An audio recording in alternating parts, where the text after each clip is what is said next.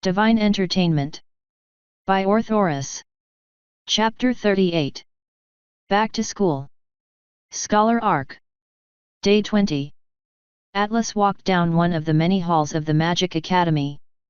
3 days had passed since Atlas's surge, and his schedule was finally returning to normal. After getting quite literally pulled out of his bed by a guard, he had spent the last few days being poked, prodded, scanned, questioned, tested and probed. The news of his triple affinity had made rounds almost immediately, and every pony was way too eager to examine him. Since his sentence forbade him to resist or hinder their research in any way, he had to just take it and let them do their thing. It exhausted him both mentally and physically, the bags under his eyes a testament to the fact. Thankfully they finally had enough data and just needed to analyze it first before they could continue their tests, so they let him return to his usual lessons. As he made his way through the now familiar halls, another side effect of his triple affinity reared its ugly head. While it wasn't exactly made public, the information reached the general student body fairly fast. As a result, ponies seemed to go out of their way to avoid him. Everywhere he went, muffled whispers would follow. Truth be told, when Amethyst first told him that he had close to no friends because of his magic affinity, he couldn't fully believe him. Now that he was in a similar situation, he finally understood. Apparently being blessed with some special talent made one unapproachable. For the life of him, Atlas couldn't figure out why, by right, considering how the Unicorn Society worked, shouldn't he be getting swarmed by ponies trying to get in his good graces? However, this was not so, and he was faced with this completely different reaction.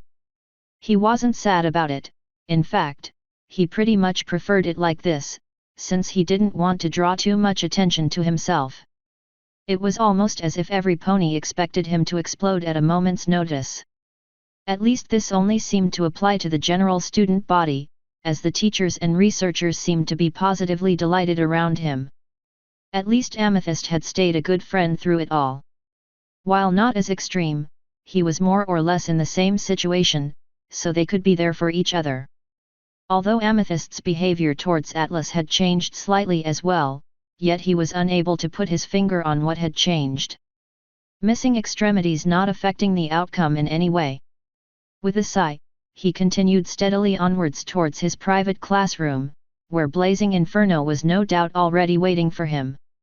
Hoping that at least his teacher wouldn't change his behavior too much, he turned the final corner, the door to his classroom coming into view. He approached the door, knocked, and immediately entered without waiting for an answer. The usual classroom greeted him when he closed the door behind him. Tables and chairs lined the walls, moved to the side to provide more space. A single desk with a chair sat in front of a blackboard on the far wall, as well as stacks of empty scrolls already waiting for him. Currently standing at the blackboard drawing some weird squiggly lines, was his teacher, Blazing Inferno. Upon hearing the door close, he put the chalk, which was previously moving around in his telekinetic grip, back into its rightful resting spot. His eyes widened when he saw who had entered, a smile adorning his face. "Atlas, the stallion of the hour!" he exclaimed. "I've heard the news. Congratulations on being the first unicorn ever with a triple affinity." Atlas approached his teacher to shake hooves. "Thanks, but I could definitely do without all the attention it's been getting me." Atlas sighed. "I'm still sore in all kinds of weird places from all the experiments and tests I had to go through." "Ah, yes, those researchers can be quite forceful sometimes," Inferno said while gesturing for Atlas to take a seat. "I have been reading their notes though, and their findings are truly fascinating, to say the least. I'll have to adjust your lesson plan to fit you better because of it." "Well, sorry for giving you extra work," Atlas said with a weak smile. "Don't be," Inferno immediately said. "I for one, find it exciting to teach such a unique stallion as yourself. After all, there has never been some pony like you before." "I wouldn't flatter me that much, I can't even seem to cast that cursed stamina boost correctly," Atlas said with a raised eyebrow. Inferno sported a sheepish smile. Every great mage has to start somewhere. I'm sure you'll have mastered it soon enough. I sure hope so, it would have come in handy a few days back. Atlas trailed off towards the end, a thoughtful look on his face. Oh? How so? Inferno asked curiously. Have they told you about the inhibitor rings? Yes, the news of them spread almost as fast as your triple affinity, Inferno confirmed. Well, while they seem to stop a unicorn from casting through their horn, control channeling seems to work just fine, Atlas explained. Ah, I see. Inferno thought about the new piece of information. I understand how it could have been useful, but I doubt heightened stamina would do you much good when you're bound somewhere, it would just let you struggle for longer. True, but still, better than nothing I guess. Atlas said. How about we leave this discussion and get to the learning? What are those lines you've drawn on the board? Inferno was pulled from his thoughts at Atlas's question. Oh yeah, those. He nodded once, levitating over his trusty pointing stick. Those, he traced one of the longer lines, are mana pathways. Atlas looked at the lines more carefully and upon further analysis, he realized they were indeed vaguely pony-shaped. In fact, there were two pony shapes, with slight differences. So what's the difference between them? Atlas asked, his curiosity piqued. These, Inferno tapped the center of the left drawing, are the pathways of a regular unicorn. Atlas furrowed his brows at the mention of the word regular but let Inferno continue. And the ones over here, Inferno tapped the right drawing, are yours. Inferno used the stick to bop Atlas on the nose, a happy smile on his face. I have different mana pathways. Atlas asked confused. Is that somehow tied to my triple affinity? Truthfully, we haven't quite figured this one out yet, Inferno said with a thoughtful look. But it's quite possible, after all, considering you're the first unicorn ever whose pathways deviate from the norm. Atlas groaned and burrowed his face into his hooves. Just what he needed, one more reason to stand out. So what does this mean in relation to my casting? Atlas pressed out from between his legs. Does this change anything major for me? Yes and no, actually. Atlas glanced out from behind his hooves, curious at the vague answer. If it concerns normal spells, you're no different from other ponies. Inferno began to explain. Although, since your pathways are slightly longer and cover more space, the time it takes you to overexert them will be longer since the stress can be applied more evenly. Though, that's just a theory at this point. Inferno pointed towards the two front hooves of the drawing representing Atlas's mana pathways with his stick. The most significant change seems to be at the base of your four hooves, Inferno said, as he traced 5 distinct lines that were missing on the other drawing. Where normally the pathways stop about 3/4 down the leg, yours continue all the way down. Atlas stared at the drawing. His right eye twitched as he realized just what those lines looked like. Fingers. He tuned out Inferno's further explanations as his eyes flitted around the drawing, searching for something to confirm his newly formed theory. After calling upon all his find the mistakes in the picture skills, he was fairly certain to have found all the differences in the two drawings. His own pathways seemed to generally be squished together a bit tighter than a normal pony's, whereas on a normal pony's body, the pathways were equally distributed. Atlas's own pathways seemed to be completely left out around the bottom part of the stomach. Instead, they seemed to be more concentrated along the back. The pathways on his shoulders, heart, and brain were slightly off, and on his back hooves he spotted 5 smaller lines, similar to those on his 4 hooves. Oh, you gotta be fucking kidding me! Atlas muttered as his eyes went wide in realization. Although subtle, his mana pathways seemed to form the shape of a human, creating the image of a person shoved into a too small pony vessel.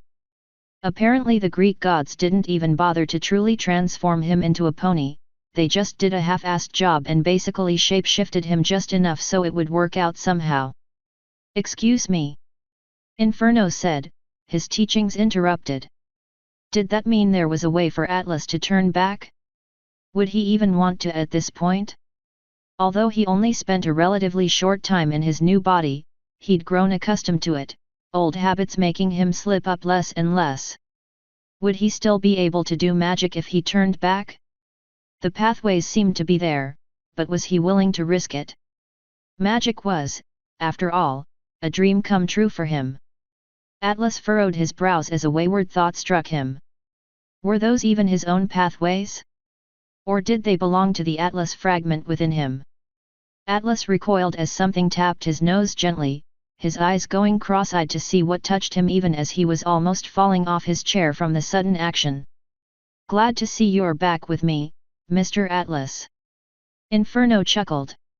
"Pray tell, what has you so deep in thought that you'd ignore my lesson?" There was more amusement than hostility in the question asked, but Atlas could still hear the hidden disappointment in Inferno's voice. "I'm sorry," Atlas gathered himself again, sitting up straight. "I was just thinking about the implications of this new discovery." "Well, if you'd been listening you wouldn't have to think about it." Inferno gave Atlas another light tap on the nose with his stick. "Don't make this harder than it is." Atlas nodded, focusing his attention back onto Blazing Inferno and his drawings, fully intent on paying attention. "As I was saying, while they look almost the same, after looking at the two maps, yours are riddled with small differences," Inferno stated. "Just look over here," he pointed at the pathways twisting and turning around Atlas's heart. "There are several parts in our bodies where our pathways meet called gateways. One, such as this, is the heart. But if you look at it carefully, your gateway doesn't align with your heart at all." Inferno grinned at Atlas like a kid who had found a new toy. "This could change all sorts of things, or, nothing at all, really." Inferno chuckled happily. "We'll just have to wait and see. It really is interesting, though." Atlas adopted a deadpan look as he had to think about all the tests he would most likely be put through because the Greek pantheon consisted exclusively of lazy fucks. He was busy ruminating his bad luck, as another question popped into his head. "Would?" Atlas furrowed his brows. "Would me having different pathways somehow interfere with my control channeling?" Blazing Inferno's face lit up at the question. "Yes," he said proudly. "It does. It's actually the whole reason I'm trying to tell you about this." Several pieces of chalk floated up to the chalkboard, drawing additional lines and circles over both of the drawings. Again, the ones on Atlas's side, slightly different. Atlas was already familiar with the meaning behind the new additions, as they were instructions on how to properly channel a unicorn's mana for controlled channeling. "The reason you haven't made much progress with the stamina spell is because you were doing it wrong." Inferno seemed to realize something and scrunched up his face. "Not that this is your fault, of course. Anyway," Inferno continued. "With these slight adjustments, the feeling of pushing your mana through mud as you've mentioned before should be gone since you're going to be channeling it properly. You should be able to master this spell in no time now since you already know the basics." Blazing Inferno finished his explanation by smiling widely at his student. Atlas took a few seconds to process the new information, his eyes switching between the now complete instructions on the blackboard. Slowly a smile spread across Atlas's face as well. At least something was going the right way after the hardships he had to endure the past few days. Maybe those tests weren't so bad after all. Author's note. Hooray for over 100,000 words. Yay! I've looked it up, and apparently, a regular book has between 80,000 to 100,000 words, so I've technically written a book now. I feel kinda proud of myself because of that. It's also been 7 months since I started writing this story, didn't even notice how fast time was passing around me. Thanks to all of you guys for reading. So anyway, Atlas is back at the academy and gets stuff shoved up his bumhole, what more could you want? I'm aware that those classroom chapters are somewhat exposition heavy, but they still hold some importance of course. If you don't like them, know that chapters like those will be few and far between once Atlas joins regular classes. Which will be soon. Once again, Thanks to my editor Ambrose and my proofreader Kilobytes for a job well done. Today's chapter was brought to you by this song. Gotta love their new song. End author's note.